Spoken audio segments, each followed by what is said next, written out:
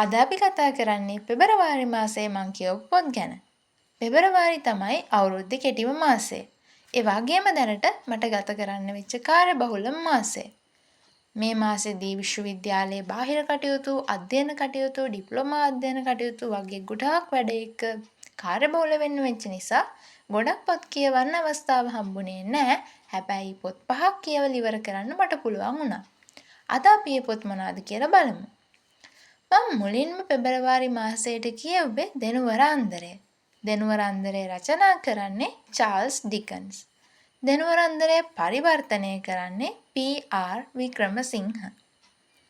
දෙනුවරාන්දරය කියවලා ඉවර වෙලා මම ඒ ගැන මගේ රීඩින් ජර්නල් එකේ තියපු සටහනක් මම ඔයාලට ඇහෙන්න කියවන්න හිතුවා. ඒකෙන් ඔයාලට මේ පොත ගැන තේරුම් ගන්න පුළුවන් වෙයි කියලා මම හිතනවා.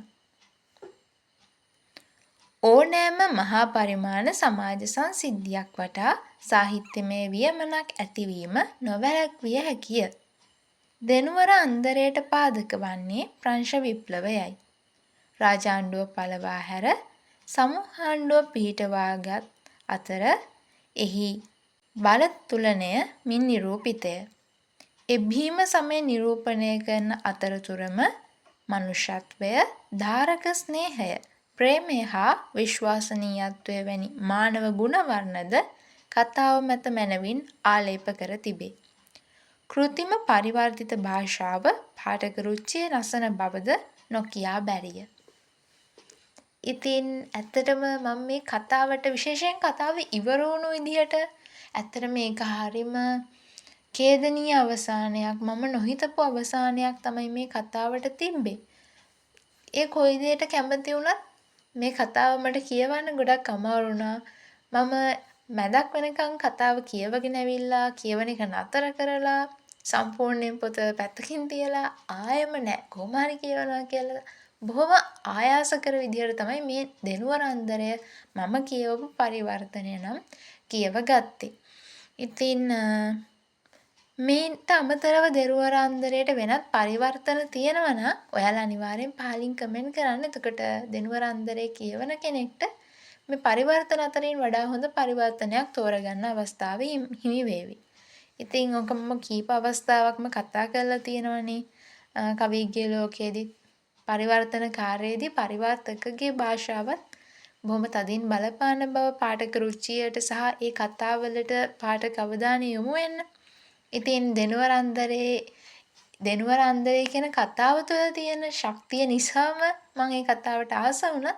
ඇත්තෙන්ම ඒක පරිවර්තනය වෙලා තිබ්බ භාෂාව නම් මම ඒ තරම් ප්‍රිය කරන මට කියවන්න පහසු භාෂාවක් උනේ නැහැ. ඔයාලා දැනටමත් දෙනුවරාන්දරේ කියවලා තියෙනවා නම් ඒ ගැන ඔයාලගේ අදහසත් පහලින් කියන්න. ඊළඟට මම කියුවේ වෙරෝනිකා මැරෙන්න තීරණය කරයි. වෙරෝනිකා ගැන මෙතන මම අද කතා කරන්නේ නැහැ. මොකද මම දැනටමත් වෙරෝනිකා ගැන කතා කරලා තියෙන නිසා. ඔයාලට කාඩ් එකක් දාන්න. එතනින් ගිහලා වෙරෝනිකාගේ කතාව අහන්න. ඊළඟට මම කියුවේ සරුබිම. සරුබිම නවකතාව රචනා කරන්නේ පර්ල් එක් බක්. මේ නවකතාව සිංහලයට පරිවර්තනය කරන්නේ සේනාරත්න වීරසිංහ. සරුබිම නවකතාව නොබෙල් සාහිත්‍ය සම්මානය දිනාගත් නවකතාවක්. ඉතින් සරුබිම නවකතාවට පාදක වෙන්නේ චීන ගැමි ජීවිතය. ඒ චීන ගැමි ජීවිතය හරිම අව්‍යාජ විදිහකට, ඒ වගේම මේ චීනයේ ගැමි පරිසරය ක්‍රමයෙන් වෙනස් වුණු විදිහ, ඒ වෙනස් වීමට සාපේක්ෂව මේ චරිත ඒවට අනුවර්තනය වෙන විදිහ අපිට බලා ගන්න පුළුවන්.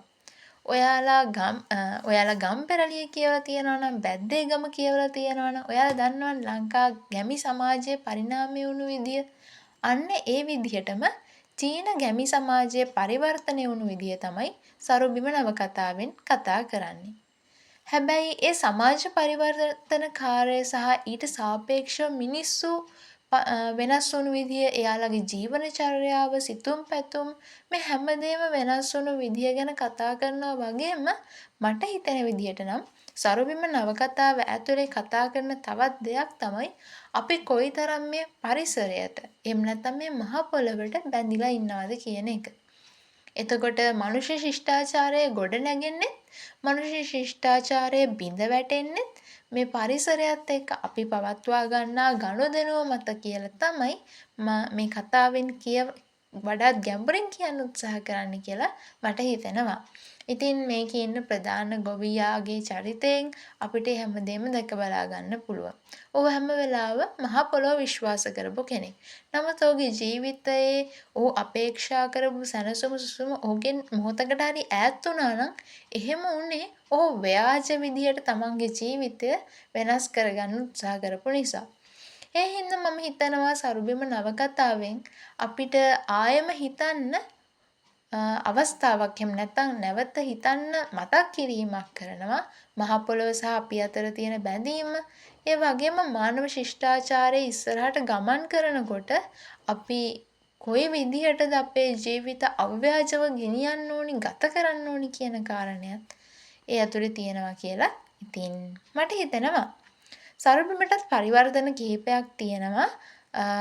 ඒ ගැන ඔයාලගේ අදහස එහෙම නැත්නම් ඔයාලගේ අත්දැකීම් පහලින් කියන්න කියලා ආයෙම ආරාධනා කරනවා. ඊළඟට මම කියුවේ සිංහල නවකතාවක් නෝබර්ට් අයගමගේ රචනා කරපු කුරහඬකි වියකින. මේ නවකතාවත් සම්මානිත නවකතාවක්. ඒ වගේම ලංකාවේ සමාජ ක්‍රමය සහ ලංකාවේ ආර්ථිකය ලංකාවේ සමාජ පරිණාමය අඳුරගන්න බොහොම අපූර්ව කෘතියක් විදිහට කුරහඬකි වියකින අඳුරගන්න පුළුවන්. ඒ වගේම මේක හරිම රීඩබල් පොතක්. මට බොහොම පහසුවෙන් කියවන්න පුළුවන් වුණා සහ ඒක හරිම රසවත් ඒ ලියලා තියෙන විදිය. නෝබර්ට් අයගමගේ කාලනදී ගලා බසීත් ඔයාලා කියවලා ඇති කියලා හිතනවා. මම ඒක පාසල් යන කාලෙමයි කියුවේ. ඒ පොතේ තිබිච්ච රසවත් බව ඒ අත්දැකීම ඒ විදිහටම මට කුරහඬකි වියකින කෘතිය ඇතුළේ අත්විඳින්න හම්බ වුණා. ඉතින් කුරහඬකි වියකින නවකතාව ඇතුලේ සාකච්ඡා කරනවා එක්තරා කාල පරිච්ඡේද විශේෂයෙන් මේ විදේශීය ආධිපත්‍ය යටතේ ලංකාව තියෙනකොට ලංකා සමාජය ඊට සාපේක්ෂව වෙනස් වුණේ කොහොමද කියන කාරණය සහ ලංකා සමාජයේ තියෙන ඇතැම් ලංකා සමාජ ව්‍යුහයේ තියෙන ඇතැම් දුර්වල ස්ථාන ස්පර්ශ කරනවා. ලංකා සමාජය කිසියම් විදිහකට පරිණාමය වුණා නම් ඒකට මේ සමාජ ව්‍යුහයේ තියෙන දුර්වල ස්ථාන එහෙමත් නැත්නම් අපේ තියෙන දුර්වලතා කොයි විදිහටද හේතුුනේ කියන කාරණයක් කුරහඬකි වියකින නවකතාව ඇතුලේ කතා කරනවා. ඉතින් ඔයාලා කවුරු හරි පරණ ලංකා සමාජය ගැන කියවන්න කැමති නම් තවලම් යන මිනිස්සු ගැන වලව්වල බිඳ වැටීම ගැන කියවන්න කැමති නම් වලව්වල මිනිස්සු එක්තරා කාල පරිච්ඡේදයක ගෙවපු ව්‍යාජ ජීවිතය ගැන කියවන්න හොයලා බලන්න අධ්‍යයනය කරන්න කැමති නම් කුරහඬකි වියකින කියන්නේ ඔබට හොඳ කියවීමක් වේවි. ඉතින් අන්තිමට පෙබරවාරි මාසේ ඉවර වුණේ එරික් ඉලයප්පාරච්චිගේ මගේ පුස්තකාව එක්ක. මේ පොත ගැන මම මුලින්ම දැනගත්තේ පුස්තකාල විද්‍යාව ගැන උනන්දු වෙන්න ගත්තට පස්සේ ඇත්තටම මේක රෙකමන්ඩේෂන් එකක්. මම පුස්තකාල විද්‍යාව හදාරන බව දැනගත්තාම තමයි මේ පොත කියවන්න කියලා මට ඒ රෙකමන්ඩේෂන් එක ලැබුණේ. ඇත්තටම මම මෙච්චර කල් මේ පොත කියවන්න පරක්කුණේයි කියලා මට හිතන කියවල ඉවර වුණාම මගේ පුස්තකාලය කියලා කියන්නේ ප්‍රබන්ධයක් නෙමෙයි. ඇත්තටම ඒක එරික් ඉලයප්පාරච්චි සිදු කරන මතකාවර්ජනයක් වගේ කියලා කියන්න පුළුවන්.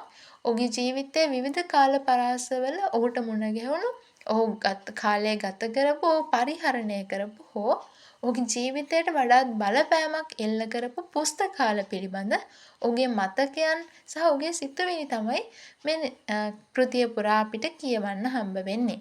ඉතින් එරික් ඉලයප්පාරච්චි එක්ක වෙලාවකට අපිව ලංකාවේ ගමක තියෙන පුස්තකාලයකට, යාපනයේ පුස්තකාලයකට, ඉන්දියාවේ පුස්තකාලයකට, කොළඹ නගරේ දැනට මගේ විශ්වවිද්‍යාලයේ යවට තියෙන තවමත් මට යන්න බැරි වුණු ඇතම් ප්‍රකට පුස්තකාලවලට කැඳවගෙන යනවා. ඒ කැඳවාගෙන යාම හරිම සජීවී, ඒ වගේම හරිම හෘදයාංගමයි.